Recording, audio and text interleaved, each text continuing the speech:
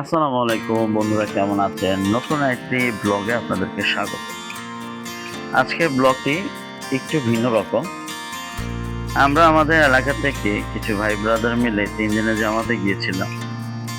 সেখানে আমরা অনেক কিছু করেছি, আমল করেছি, দাওয়াত দিয়েছি, বাজার করেছি, নিজেরা রান্না করে খেয়েছি এবং এলাকায় যারা মসজিদে আসে না তাদেরকে আমরা দাওয়াত দিয়েছি। তো আমাদের সাথে অনেকেই গিয়েছেন, বিশেষ করে অনেকে চাকরিজীবী আছেন, অনেক ব্যবসায়ী আছেন, ডাক্তার আছেন। তো আমরা যে এলাকায় গিয়েছি দেখতে পাচ্ছেন যে মসজিদের উপরে যে গাছটি, কি সুন্দর অনেকগুলো আম ধরে আছে। তো ভাগ্যিস ভালো এবার আমাদের সাথে কোনো ছোট কেউ যায়নি। যদি কোনো ছোট বাচ্চারা যাইতো তাহলে কিন্তু আমগুলো কিন্তু থাকতো না। তো আমগুলো দেখে সত্যি ভালো লাগলো, তাই একটা ভিডিওতে শুট করে নিলাম। তো এটা হচ্ছে মসজিদের ছাদ। তো আমরা মসজিদের ছাদেই রান্না করি। এর আগেও আমরা এই মসজিদে এসেছিলাম। তো এবার আসছি আমরা 11 জন, আর এর আগে আসছিলাম আর একটু বেশি।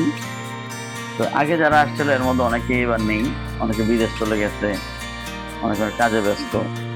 তো এইটা আমাদের এক ভাই, উনি নতুন আসছে আমাদের সাথে, হেদায়েত ভাই। খুবই ভালো জেন্টলম্যান, অমায়িক ব্যবহার, ভদ্র এবং রান্না বান্নায় দেখলাম যে খুব পাকা, মানে আমার চেয়ে পাকা। হেদায়েত ভাইয়ের সাথে আরেকজন আছে আফজাল ভাই, আর ইনি হচ্ছে রবিউল ভাই। উনি গত জামাতেও এখানে এসেছিলেন আমাদের সাথে। রবিউল ভাই কিন্তু খ্যাতমতে খুব চালু, মাশাল্লাহ। খ্যাতমতে শুধু আমি ছাড়া সবাই মোটামুটি ভালো পারে। তো রবিউল ভাইকে দেখতেছি উনি ডিস্ট্রিবিউশন করতেছে, কয়টা আলু লাগবে, হ্যাঁ, তারপরে কয়টা পেঁয়াজ লাগবে, এগুলো ডিস্ট্রিবিউশন করলো। আর রবিউল ভাই, ওনাকেও হয়তো অনেক অনেক ব্লগে আপনারা দেখছেন, আগে সাদা গেঞ্জি পরা, এখনো আনম্যারিড, বিয়ে করেনি। তো রবিউল ভাই কিন্তু আলহামদুলিল্লাহ, যেহেতু ব্যাচেলার ম্যান, সে রান্না বান্না করে খায়। সরি, রবিউল না, আব্দুর রহিম। রহিম সাদা গেঞ্জি। রবিউল হচ্ছে এই যে কাটতেছে মাংস, ইনি হচ্ছে রবিউল ভাই।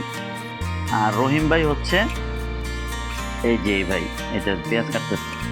তো আমাদের দুপুরের খাবারের প্রিপারেশন চলতেছে। আজকে আমি খেদমত আছে ওনাদের সাথে। তো আজকের খেদমত হচ্ছে গরুর মাংস। তো রবিউল ভাইকে বললাম যে ময় মশলা আমি দিব, তো আমি দিয়েছিলাম, ওটা ভিডিওতে শ্যুট করতে পারিনি। তো মশলাগুলো আজকে আমি দিয়েছি, কতটুকু তেল লাগবে, কতটুকু। বউ যদি শোনে তাহলে বলবো যে তাহলে আমাদেরকে একটু রান্না করে খাওয়ান। আসলে আমি যা দিছি, বাকি ওনারাই সবকিছু করছে, কতটুকু জাল দিতে হবে, রান্না করতে হবে। তো ভাই দেখেন ময় মশলা দিয়ে কিন্তু খুব ভালোভাবে মাখিয়ে নিল। তারপর হেদায়েত ভাই পানি আনলো, পানি দিল। এখন এটাতে চড়াই দেওয়া হইলো। এরপর মসজিদের ভিতরে এক অংশ দেখতে পাচ্ছেন। তো এখানে হচ্ছে যারা খেদমতের বাহিরে আছেন তারা ঘুমে রেস্ট নিচ্ছে। তো কিছুক্ষণ পরে আমাদের আরো আমল শুরু হবে, তালিম শুরু হবে। আলহামদুলিল্লাহ, গরুর মাংসের কালারটা দেখছেন খুবই সুন্দর হয়েছে। তো রবিউল ভাইকে আমি আইসক্রিম এনে দিয়েছিলাম, উনি খাচ্ছে, বলতেছে আইসক্রিমটা তো অনেক মজা। তো ভাই আমি আইসক্রিম খাইতেছি আর আপনি দেখাইতেছেন, খুব ভালো মানুষ। এদিকে আবার এসে দেখি কিছু বাচ্চারা পানিতে গোসল করতেছে, মজা করতেছে, গরমে অতিষ্ঠ হয়ে এখানে মজা করতেছে। আমি বললাম যে তোমরা যেরকম করতেছ ঠান্ডা লেগে যাবে তো। কে শোনে কার কথা? যাকে বলা হয় বিচ্ছু বাহিনী, দেখেন কতগুলো একসাথে।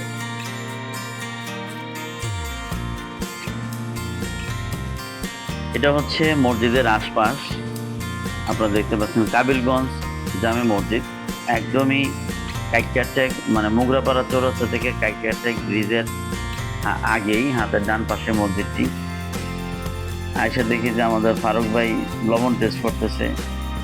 ও এটা হচ্ছে আমাদের পরের দিনের খেদমত আর কি। মানে প্রথম দিন তো আমি ছিলাম, পরের দিন হচ্ছে রবিউল ভাই আর হেদায়েত ভাই দুইজন। আর প্রথম দিন কিন্তু হেদায়েত ভাই আমাদেরকে সহযোগিতা করছে, বাট আমাদের সাথে খেদমতে ছিলেন না। এমনি আয়সা বলতেছে যে ভাই আমি একটু আপনাদেরকে সহযোগিতা করি। আমাকে হ্যাঁ অবশ্যই করতে পারেন, কোনো সমস্যা নেই। মসজিদের আশেপাশের এলাকাগুলো আমাদের কাছে ভালোই লাগছে, কিছু হিন্দু ফ্যামিলি আছে এখানে।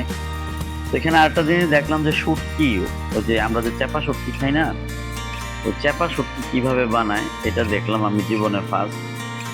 ওরা মনে হয় শুটকি কোথা থেকে কিনে আনে, মানে ড্রাই শুটকিটা কিনে আনে, পরে ওইটাকে পেট ফেরে এই আপনার হচ্ছে গোল গোল যে মাটির ইয়েগুলো আছে ওটার মধ্যে বসায়। এখন আমি আপনাদেরকে তথ্য দিব কেন আপনারা শুটকি খান কিন্তু টেস্ট পান না। টেস্ট না পাওয়ার কারণটাই আজকে আমি আপনাকে বলবো। যদিও ওইটা ভিডিওতে শ্যুট করতে পারি নাই, যেহেতু অন্য এলাকা ছিল। তারপরও আশপাশে একটু এই যে দেখতে পাচ্ছেন আশপাশটা এই সামনেই একটা জায়গাতে ওরা এই কাজগুলো করে। তো ওদেরকে আমি বললাম যে আপনারা কীভাবে এগুলো শুটকিগুলোকে আপনারা মানে করেন। তখন বললো যে আমাদের ওই পাঙ্গাস মাছের তেল বা বিভিন্ন মাছের তেল আই না এগুলো দিয়ে এগুলো বসায়, পরে নরম হয়, বিভিন্ন জেলায় বা বাজারে বিক্রি করে। দেখতে দেখতে আমাদের 3 দিন প্রায় শেষ হয়ে গেল আলহামদুলিল্লাহ। পরবর্তী মাসে আমরা আবার আরেক মসজিদে যাব। তো ভিডিওটি কেমন লাগলো অবশ্যই জানাবেন, এবং আপনারাও 3 দিনের জামাতে যাওয়ার জন্য চেষ্টা করবেন, কারণ ওইখানে গেলে ওযু, গোসল, ফরজ এবং সূরাগুলো মস্ত হয়। তো পেজটি ফলো দিবেন, সাথেই থাকবেন। ধন্যবাদ। আসসালামু আলাইকুম।